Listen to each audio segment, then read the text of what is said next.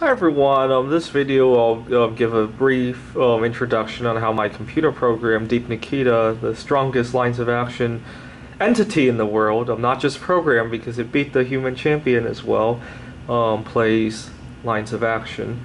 And I'll play a game while I discuss what I've done. And yeah, let's begin. The font is a little bit crazy because I did some yeah, I apologize about the font. It's a little bit off because I've been using different editors. I'll fix that later. But I have a board on here so I can show you exactly what's going on. It's probably easier to visualize anyway. Okay, and we will begin. Me playing as a human will begin. Deep Nikita will play second. And just from my experience playing the computer, I know that this is the best move, so let's do that. So here Deep Nikita is thinking. Positive numbers mean that black is ahead. Black is the first. I apologize. In the last video, I confused black and white. I thought white was playing first. I got a number of other games going on.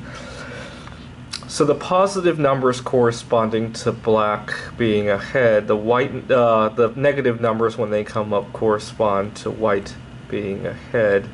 There is a machine learning algorithm that learns evaluation functions on the board, and then there is a minimax search going on. Okay, and we will continue developing on this side.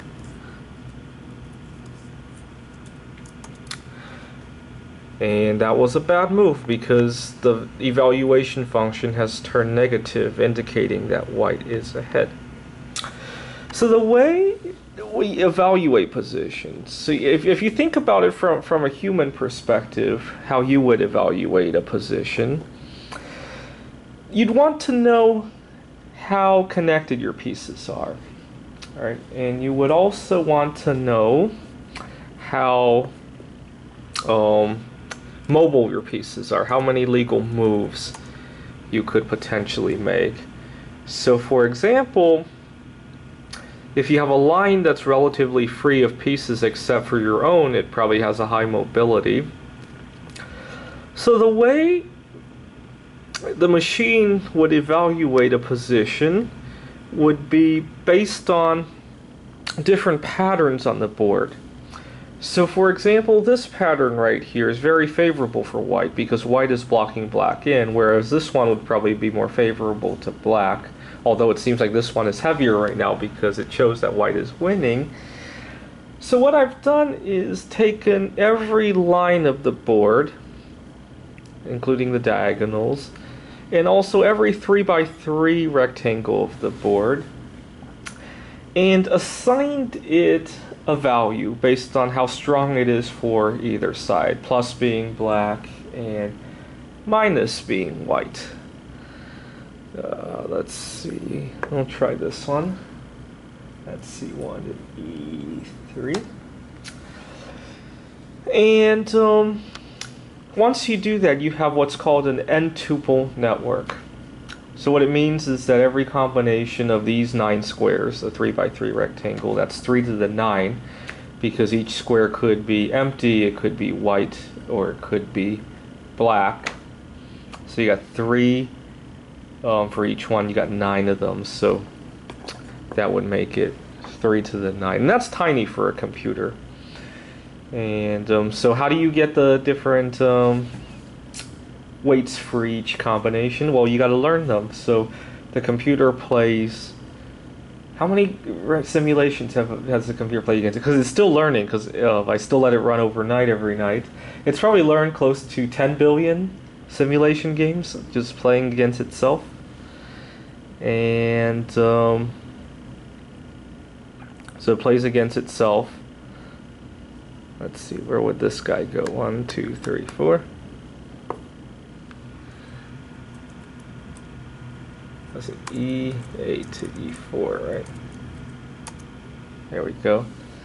And as it's playing, it learns adjacent states. So for example, if this state evaluates to a 0.2, but its best move evaluates to a 0.4, it's got to make an adjustment because that first evaluation was probably off. And there are some formulas that will to make that adjustment, and you got to balance basically your past learning with this current episode. And there are parameters to tune and that tell you how much you should adjust based on that difference. And basically, after billions of games, or however many simulations you're looking to do, obviously the more the better, assuming that it actually converges, then you have an evaluation function that goes, okay, this row is worth how much, this row is worth how much, this rectangle is worth how much, and then you can use that in an alpha beta tree search kind of algorithm. Let's see. I'm not an expert in lines of action, by the way. Now there's actually one other improvement that I've made. So as the lines of action game progresses, the place where your pieces are centered will shift around. Right now, a lot of the pieces are tilted toward that corner. So you want to give pieces here a bigger weight, and connections there are probably worth even more. So for example, computer just made this move because all the pieces are over there. There are a few ways you can do this, but one thing I've done is, because other evaluation functions that are not tuned by machine learning, that in the past, what they've done is considered a concept called the center of mass of all those pieces. It's similar to basically how you compute the center of mass in physics. It's just the average coordinate. And what I've done is I've taken the center of mass and rounded it to the nearest square. So right now I can't do it in my head, but it's maybe this square, say. And I basically have a different evaluation for each center of mass. So there are 64 different evaluation functions, and I learn 64 different evaluation functions. So the final evaluation function is basically, well, if the center of mass is here, use this function. If the center of mass is here, use this function, and so forth. And I find, obviously, that that increases the number of weights you have in your evaluation function. Later on, I can show you how big that file is. It's about a gigabyte. But that's totally fine. I got 16 gigs of RAM on my computer. The only way it might be a problem is that RAM is obviously slower to read than cache memory. If your weights can fit in cache memory, you gain the trade-off of being able to read them fast. I haven't found that to be an advantage, because I find the evaluation function to not be a major bottleneck of the overall game. So with a big evaluation function, I find the number of nodes I can do per second doesn't decrease that much, actually, because all the work is in other places. The alpha beta pruning, the generating the moves, and so forth. So I find the bigger evaluation function to be much more worthwhile, assuming that you actually let the computer simulate all those extra, because you need more games to learn more weights, obviously. So, but hey, it runs every night, so I got a lot of games. I think last time I checked, it was up to 10 billion game simulations. Right now we're losing by a lot. So a -1. The computer learns white winning as a -1, and it claims that we're at a -0.5 now. 0 is a draw. What did it just do? I need to update my font, because one of the big troubles I have at the ICGA tournament is we can never find what the computer did on the board. Okay.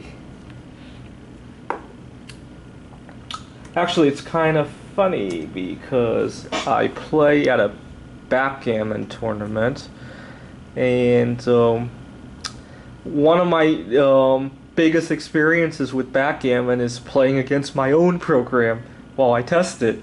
That's how I've become an intermediate in backgammon. I started knowing nothing. 3 years ago today, I knew nothing about how to play backgammon. And now I'm an intermediate just from playing my own program. What did the computer do now? Okay, here. It claims we're at a minus 0.8 now, so if I keep playing against Deep Nikita, I might be an expert in lines of action. I think there's a tournament, not in the United States, there's a tournament in another country every year.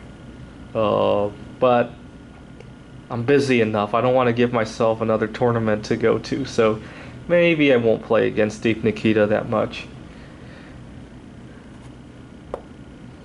The other thing is you get so used to playing backgammon or whatever game on the computer that when you go to a tournament and the board is put out in front of you, you get really nervous because you don't see the board that much. You have to translate what you see on the board into what you're used to on the computer, and that can really throw you off if you're not used to it. I recommend if you train on the computer and you actually play professionally, I recommend you actually get a board out to play on the board. Otherwise, you're going to get really confused when you go to the tournament.